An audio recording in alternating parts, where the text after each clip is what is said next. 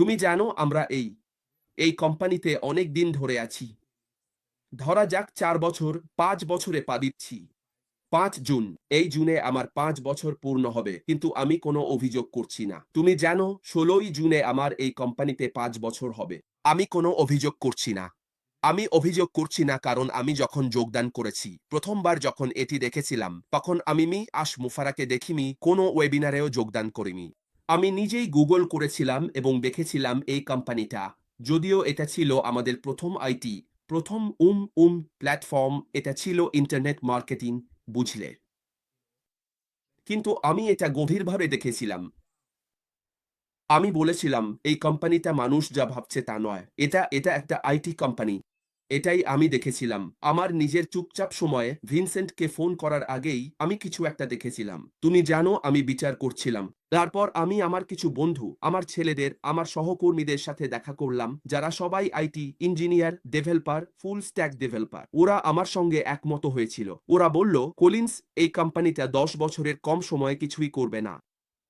প্রথমেই আমি ওদের জিজ্ঞেস করেছিলাম, আমি বলেছিলাম, তোমরা কি মনে করো এটা সম্ভব? ওরা বলল, সম্ভব, কিন্তু অনেক সময় লাগবে, আর ওরা অপেক্ষা করতে রাজি নয়। এই কারণেই বেশিরভাগই যোগ দিতে চায়নি, কারণ ওরা বলেছিল ওদের কাছে অপেক্ষা করার মতো সময় নেই। আমি বললাম, ঠিক আছে, ভালো খবর হচ্ছে যদি এটা সম্ভব হয় এবং আমরা এমন কিছু খুঁজছিলাম যার অংশ হতে পারি, তাহলে আমাদের এগিয়ে যাওয়াই ভালো। ওরা বলল, না। আমি বললাম, না, আমি যোগ দিচ্ছি। খরচ কত? এটা তো একেবারে শূন্য তুলনায়। যদি আমরা অন্য কোনো আইটি কোম্পানির কথা ভাবি, কোনো আইটি কোম্পানি আমাদের যেটা দিচ্ছে, সেই দামে তোমাকে সুযোগ দেবে না, কারণ এটা তো একেবারে কিছুই না। যদিও কিছু মানুষ ভাববে, ওহো, কিন্তু আমি তো এই দেশে আছি। আমি এটা দিই। এটা আমার জন্য অনেক ভারী। না, এটা ভারী নয় যখন আইটি কোম্পানির কথা আসে, কারণ এখানে তেমন বেশি নেই। আইটি কোম্পানির ক্ষেত্রে কেউ তোমার জন্য দরজাই খুলবে না, এমনকি শুরুতেই গন্ধ পাওয়ার সুযোগও দেবে না।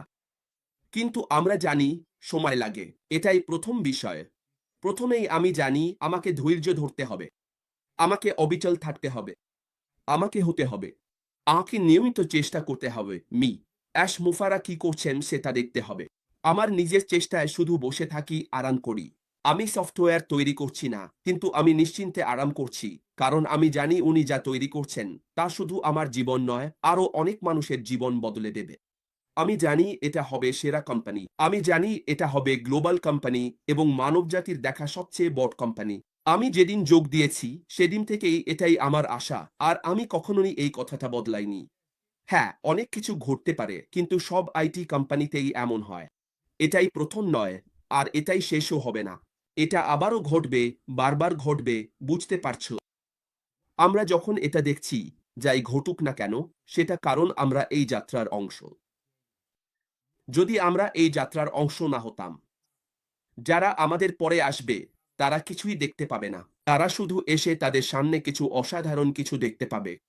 তাই যখন তুমি ভেতরে থাকো, তখন তুমি যাত্রাটা দেখতে পাও। এটা কঠিন রাস্তা হতে পারে, আবার মসৃণও হতে পারে, কিন্তু কখনোই পুরোপুরি মসৃণ হয় না। কিছুই। আমার দাদু সবসময় বলতেন, সব ঝকঝকে জিনিসই সোনা নয়। তুমি যা কিছু অর্জন করতে চাও, সেটা হোক। জানো, সেরা জিনিসগুলো পেতে সব সময় সময় লাগে। তুমি যদি সেরা স্যুপ খেতে চাও, জানো কি? ওটা রান্না করতে অনেক সময় লাগে। তুমি যদি সেরা খাবার খেতে চাও, সবাই বলবে ওটা রান্না করতে সময় লাগে। এই ঠিক একইভাবে এই পণ্য, এই কোম্পানি যেটা মিস্টার মুফারা তৈরি করছেন, জানো এটা তৈরি করতেও অনেক সময় লাগে। কিন্তু যখন আমরা এটা দেখি, তখন এমন সময় ছিল আমরা পুরনো টেক প্রো হিসেবে এসেছিলাম, বলেছিলাম, ঠিক আছে, আমরা অনেক কিছু বিশ্লেষণ করতে চাই, যাতে বলা যায় একটা পণ্য তৈরি করতে কত সময় লাগবে। যেমন বব বলেছিল, সে কোম্পানিতে ৩ বছর কাজ করেছে। একটা পণ্য রিলিজ করাটাই ছিল কঠিন। আমি কোম্পানিতে ৪ বছর কাজ করেছি। আমরা শুধু একটা ফাংশনালিটি রিলিজ করতে পেরেছিলাম। আমি যখন ছেড়ে গেলাম, তখনও পুরো পণ্যটা তৈরি হয়নি। তারা তখনও তৈরি করছিল, জানো। তাই এটা বিশাল ব্যাপার, বিশেষ করে সাধারণ অ্যাপ্লিকেশন হলেও। জানো, এটা খুবই জটিল। জানো, এটা তোমার জন্য ব্যবহার করা খুব সহজ করে দেবে, কিন্তু পেছনের জটিলতা একেবারে পাগল করা। তাই আমরা শুধু অ্যাপ্লিকেশন তৈরি করার কথাই ভাবছি। আর যেসব জিনিস জড়িত থাকে সেগুলো কি হবে? যেসব বিষয় সরাসরি অ্যাপ্লিকেশনের সাথে সম্পর্কিত নয়, যেমন কমপ্লায়েন্স, এটা ওটা, এই সরকারের সাথে কথা বলা, ওই সরকারের সাথে কথা বলা, নিশ্চিত করা যে তোমার পণ্যটা যেন কিছু এলাকায় বন্ধ না করে দেয়। জানো, এমন অনেক কোম্পানি আছে যারা ঠিকমতো কাজই করতে পারে না। যদিও তারা বলে, হ্যাঁ আমরা অনলাইনে আছি, কিন্তু তারা তোমাকে বলে না, জানো আমরা এই দেশ ওই দেশে এটা অ্যাক্সেস করতে পারি না। আমরা বিনস্পার নিয়ে কথা বলি। মার্কিন যুক্তরাষ্ট্রে যারা আছেন তারা বিনস্পার অ্যাক্সেস করতে পারেন, কিন্তু যুক্তরাজ্যে, কারণ তারা বলে তারা এখানে অপারেট করার লাইসেন্স পায়নি, তারা টাকা দেয় না। যদিও এটা জানোই তো, ইন্টারনেট স্পেস বা যাই বলো না কেন, কেন আমরা এটা অ্যাক্সেসও করতে পারি না? এটা কমপ্লায়েন্সের জন্যই। তারা বলেছে, না আমরা এটা অনুমতি দিতে পারি না। কিন্তু যারা যুক্তরাষ্ট্রে আছেন তারা এটা দেখতে পেরেছেন, কারণ তারা এখানে কমপ্লাই করেছে, কিন্তু ইউরোপে তারা কমপ্লাই করেনি। তাই এগুলোই হচ্ছে কমপ্লায়েন্স সংক্রান্ত বিষয়। কিন্তু এখন যখন আমরা প্রযুক্তির দিকে তাকাই, আপনি কি মনে করেন টিমের কত সময় লাগে রিকোয়ারমেন্ট বুঝতে? এটাই মিস্টার অ্যাশ মুফারা তৈরি করতে চান। কখনো কখনো তারা ঘুরে ফিরে বারবার একই জায়গায় ঘুরে বেড়াতে পারে। এতে 6 মাসও লাগতে পারে, এতে 3 মাসও লাগতে পারে। একটা সাধারণ রিকোয়ারমেন্ট বুঝতে তাদের 1 মাসও লাগতে পারে। আপনার কি মনে হয় ডিজাইন আর আর্কিটেকচার বুঝতে তাদের কত সময় লাগবে? এটা আবার একদম আলাদা একটা ধাপ। এটা একেবারে পাগলামি। এটা চলে যায় রিকোয়ারমেন্ট থেকে, আপনি সেটা ভেঙে নেন, তারপর ডিজাইন আর আর্কিটেকচার করতে হয়। এতে সময় লাগে। আমি এখানে একটা সাধারণ ফাংশনালিটির কথা বলছি, পুরো একটা প্রোডাক্টের কথা বলছি না। একটা সাধারণ ফাংশন। আমি বলেছিলাম মিস্টার আশ মুফারা, ধরা যাক আমাদের ভিজুয়াল কনফারেন্স আছে আর সেটা আগেই তৈরি আছে। কাস্টমার বললেন, আমরা একটা ফাংশন চাই, আমাদের জন্য কাস্টমাইজ করে দিন, আমাদের ব্যবসার জন্য এভাবে ওভাবে সাজিয়ে দিন যাতে এটা আমাদের কোম্পানিতে মানিয়ে যায়। আমরা চাই আপনি এটা এইভাবে সাজান।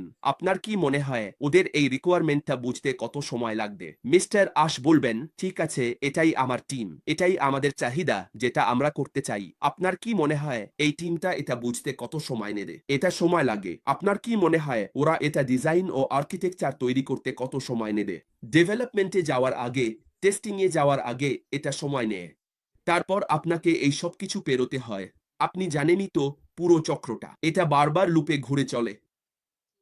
কিছু একটা তৈরি করতে গেলে একটার পর একটা লুপ চলতেই থাকে, যতক্ষণ না চূড়ান্ত ভার্সনটা বের হয়।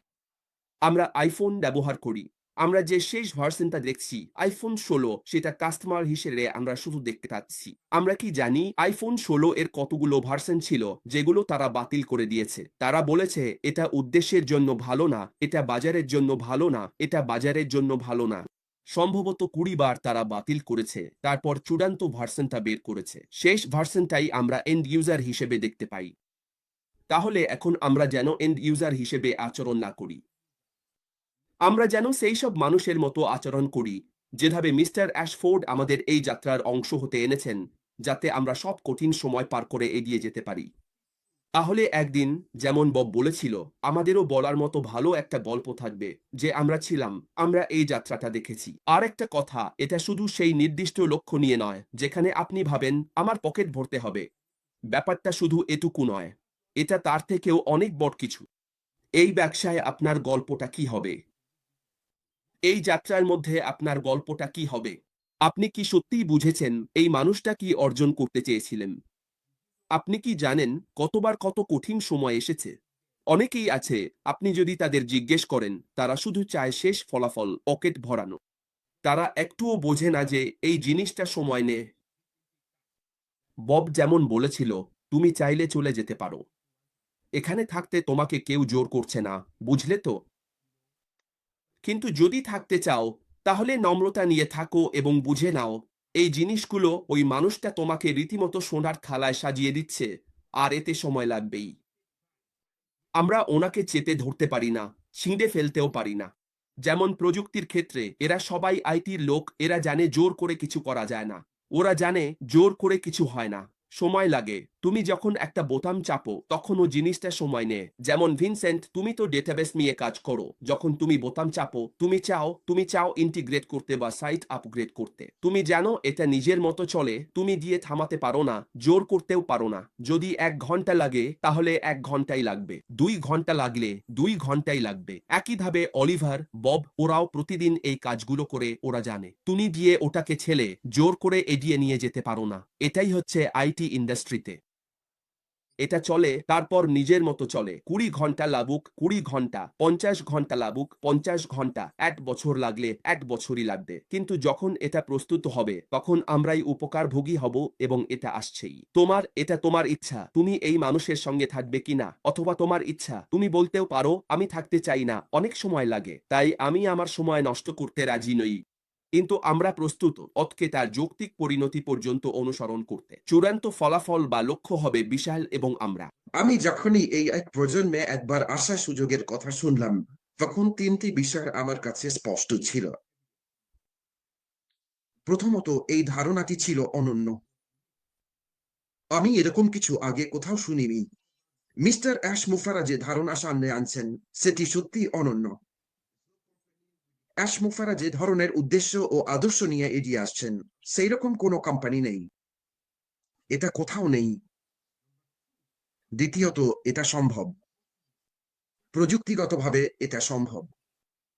আমি এটা বলছি কারণ আমার পেশাগত পটভূমি তথ্য প্রযুক্তি শিল্পে। আমি 1997 সাল থেকে এই ইন্ডাস্ট্রিতে আছি, মানে আজ প্রায় 27 বছর। আমি অ্যাপ্লিকেশন ডেভেলপমেন্টে ছিলাম, আমি জানি বুঝি কিভাবে সিস্টেম তৈরি হয়। তাই প্রযুক্তিগতভাবে আমাদের প্রতিষ্ঠাতা অ্যাশ যা বলছেন সেটা সম্ভব। আর তৃতীয় যে বিষয়টা আমাকে সত্যি অবাক করেছে, সেটা হলো দাম। এর খরচ কত? আসলে এটা আমার কাছে প্রায় কিছুই খরচ হয়নি। তাহলে প্রথমত এটা অনন্য, দ্বিতীয়ত প্রযুক্তিগতভাবে এটা সম্ভব, আর তৃতীয়ত দাম। অ্যাশমুফারা আমাকে এবং আমাদের সবাইকে ডাকছেন, আর তিনি আমাদের কাঁধে তুলে নিয়ে দৌড়াবেন। কিন্তু যখন আমি এতে যুক্ত হলাম এবং বুঝতে পারলাম আমাদের প্রতিষ্ঠাতা যে সিস্টেমটি তৈরি করছেন, তখন স্পষ্ট হয়ে গেল যে 1 নম্বর, আমাদের প্রতিষ্ঠাতা অ্যাশ যা করছেন সবকিছুই শ্রেষ্ঠ। অ্যাশ মুফারা থেকে যে পণ্যগুলো আসতে চলেছে সেগুলো শ্রেষ্ঠ, এগুলো সত্যিই উৎকৃষ্ট পণ্য। আমরা যতটা জানি শিল্পে বর্তমানে যত কিছু আছে তার চেয়ে এগুলো অনেক ভালো। আর আমরা জানতাম এতে সময় লাগবে। তাই বট কিছু তৈরি করতে সময় লাগে। অ্যাশ মুফারা যা তৈরি করছেন সেটি সত্যি অসাধারণ। এটা আমরা যত কিছু দেখেছি তার চেয়েও বড, আর এতে সময় লাগবেই। অ্যাশ মুফারা যে সিস্টেমটি তৈরি করছেন সবকিছু মিলিয়ে সেটি অত্যন্ত জটিল। এটি আমাদের তৈরি করা সবচেয়ে জটিল তথ্য ব্যবস্থাগুলোর একটি। আমরা এখানে এটা অনেকবার বলেছি, এটি ইন্টিগ্রেটেড সিস্টেমগুলো একে অপরের সাথে সংযুক্ত, স্বয়ংক্রিয়, এবং এগুলো কৃত্রিম বুদ্ধিমত্তা দ্বারা চালিত। কৃত্রিম বুদ্ধিমত্তা অনেকদিন ধরেই আছে। হ্যাঁ, এটা সত্যি। কিন্তু ইতিহাস আমাদের বলে, এবং আমরা জানি, এটি আসলে হয়তো 20 এর দশকেই মূলত আলোচনায় আসে। আমার মনে হয় 2012 সালেই প্রথম আমরা ক্যালিফোর্নিয়ার বার্কলে বিশ্ববিদ্যালয় থেকে গবেষণা দেখতে শুরু করি, যেখানে কৃত্রিম বুদ্ধিমত্তা ও মানুষের মধ্যে তুলনামূলক গবেষণা হয়। আর প্রথম প্রথম 2012 সালের প্রথম পরীক্ষায় কৃত্রিম বুদ্ধিমত্তার সঠিকতার হার ছিল প্রায় 67%। আর যখন তারা 2019 সালে আবার সেই পরীক্ষা করল, 2016 সালে কৃত্রিম বুদ্ধিমত্তার সঠিকতার হার ছিল প্রায় 98% এর কাছাকাছি। তাহলে যদি দেখেন কিভাবে কৃত্রিম বুদ্ধিমত্তা বিভিন্ন সিস্টেমে সংযুক্ত হয়েছে, সেটা প্রায় 10 বছরের মধ্যেই ঘটেছে। আর ভাবুন তো, আমাদের প্রতিষ্ঠাতা 2018 সাল থেকেই এটা তৈরি করেছেন। তাই আমাদের সিস্টেম অত্যন্ত উন্নত, এটি সংযুক্ত এবং স্বয়ংক্রিয়, কৃত্রিম বুদ্ধিমত্তা দ্বারা চালিত। এতে সময় লাগে।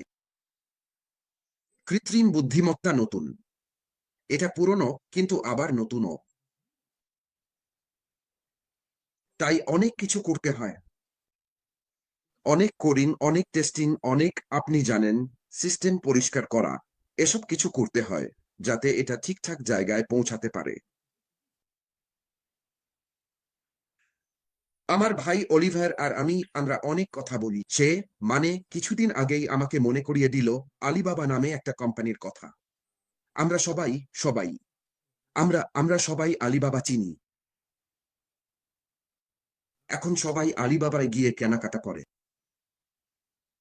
কিন্তু এটা তৈরি হতে প্রায় 11 বা 13 বছর লেগেছিল। ওই লোকটা বারবার চেষ্টা করেছে, কাজ করেছে, পরিশ্রম করেছে। আর যখন আলিবাবা বাজারে এলো তখন তাদের পেমেন্ট প্রসেসরের সমস্যা ছিল। তাদের নিজেদের পেমেন্ট সিস্টেম তৈরি হতে আরো কয়েক বছর লেগে গিয়েছিল। তাই ভালো জিনিস পেতে সময় লাগে আসলে। আমি এটা বলছি কারণ ভালো জিনিস পেতে সময় লাগে। দারুণ জিনিস পেতেও সময় লাগে। এই কারণেই আমাদের উপস্থিতি এখানে টিকে আছে।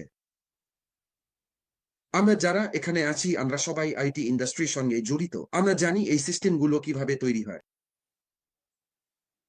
তুমি জানো তো, একটা কেবল কোম্পানি ছিল, নাম ছিল অ্যাডেলফিয়া কমিউনিকেশনস। ব্রাদার আমাদি, আমি যখন সেখানে কাজ করতাম তখন ছিল 2000 সালের শুরুর দিকে। অ্যাডেলফিয়া কমিউনিকেশনস নামে ওই কোম্পানিটা ছিল। তারা তারা পেনসিলভানিয়া এলাকা এবং নিউ জার্সির কিছু অংশে পরিষেবা দিত। অ্যাডেলফিয়া কমিউনিকেশন, আমরা সেই সিস্টেমটা তৈরি করেছিলাম। ওটা ছিল একটা সিস্টেম, একটা order entry system, inventory database আর front end order entry application, যেটা আমরা ভিজুয়াল বেসিক দিয়ে বানিয়েছিলাম। আমাদের 3 বছর লেগেছিল একটা অ্যাপ্লিকেশন সোজা। এখন আমরা এমন একটা জটিল সিস্টেমের কথা বলছি যেটা দুনিয়া আগে কখনো দেখেনি। এটা একটা বিপ্লবী সিস্টেম যেটা মুফারে সামনে নিয়ে আসছেন। এটা কোনো সাধারণ সিস্টেম নয়। তাই সময় লাগবেই। এটা এমন একটা সিস্টেম হতে চলেছে যা মানুষের তৈরি সেরা সিস্টেমগুলোর মধ্যে একটা হবে, আর এতে সময় লাগবেই। আমি এখানে আমাদের সবার কথা মনে করিয়ে দিতে চাই, গত সপ্তাহে মানে 2 সপ্তাহ আগে আমাদের আউট্যাক প্রোস ছিল। আর আমার মতে ওটা ছিল অলিভার ফুটেহর সেরা পারফরম্যান্স গুলোর একটা। তাই আমি আমাদের সবাইকে অনুরোধ করছি আবার ফিরে যেতে। এমনকি ভাই আমাদিও, আপনি চাইলে অলিভার যেখানে কথা বলেছেন সেই অংশটা কেটে দিতে পারেন, যাতে আমরা সবাই সত্যিই বুঝতে পারি কেন আমরা বলি বট কিছু তৈরি হতে সময় লাগে। আমাদের প্রতিষ্ঠাতাকে মুফারের প্রভাব এবং উনি যে সিস্টেমগুলো তৈরি করছেন তার গুরুত্ব। বট কিছু তৈরি হতে সময় লাগে। আর আমরা যে অসাধারণ কিছুর অপেক্ষা করছি সেটা যখন আসবে তখন আমাদেরও সময় দেবে, আমাদের সবার জন্য। আমাদের মধ্যে যারা যুক্ত আছি, যারা মুফারেতে আগ্রহী, যারা মুফারেকে অনুসরণ করি, আমাদেরও একে অপরকে জানার, বিশ্বাস আর আনুগত্য গড়ে তোলার সময় দেয় এটা। কারণ বিশ্বাস আর আনুগত্য আমাদের প্রতিষ্ঠাতা মুফারের হৃদয়ের খুব কাছের বিষয়। আর আমি আমাদের ভাই ক্রিস জনসনকে ধন্যবাদ জানাতে চাই, কারণ উনি প্রতিদিনই এই বিষয়টা গুরুত্ব দিয়ে বলেন। আমরা যে অসাধারণ কিছুর জন্য অপেক্ষা করছি সেটা সময় নিচ্ছে। তাই চলুন আমরা সব নেতিবাচক বিষয় এড়িয়ে চলি। নাম ধরে ডাকা, খারাপ বার্তা পাঠানো, অভিযোগ করা, এসব এড়িয়ে চলুন। চলুন আমরা একে অপরের মধ্যে বিশ্বাস আর আনুগত্য গড়ে তুলি। সেই সব প্ল্যাটফর্মে যান যেখানে আপনি মূল্য পান, আপনি নিজেও মূল্য দিতে পারেন। আপনি যদি এমন কোনো জায়গায় থাকেন যেখানে আপনি কোনো মূল্য পান না, আপনার কোনো মূল্য নেই, তাহলে সেখান থেকে সরে আসুন। এগুলোই আমাদের ভাই ক্রিস জনসনের পরামর্শ। আর আমরা কখনোই হাল ছেড়ে দিই না। বট কিছু পেতে সময় লাগে, তাই কখনোই হাল ছাড়বেন না। কখনোই আত্মসমর্পণ করবেন না। চলুন আমরা মহান স্যার উইনস্টন চার্চিলের কথা উদ্ধৃত করি, যিনি ছিলেন 20 শতকের অন্যতম শ্রেষ্ঠ বক্তা। তাঁর এক ভাষণে তিনি বলেছিলেন, কখনোই আত্মসমর্পণ করো না। বড় হোক বা ছোট, গুরুত্বপূর্ণ হোক বা তুচ্ছ, কিছুতেই আত্মসমর্পণ করো না। শুধু তোমার সম্মানবোধ আর সুবুদ্ধির প্রতি দৃঢ় থেকো। তুমি কখনোই এমন কিছুর কাছে আত্মসমর্পণ করো না যেখানে তোমার অন্তর থেকে জানা আছে তুমি ঠিক। কখনোই কাউকে এটা বলতে দিও না যে তুমি জানো না। তুমি জানো অথচ তারা জানে না।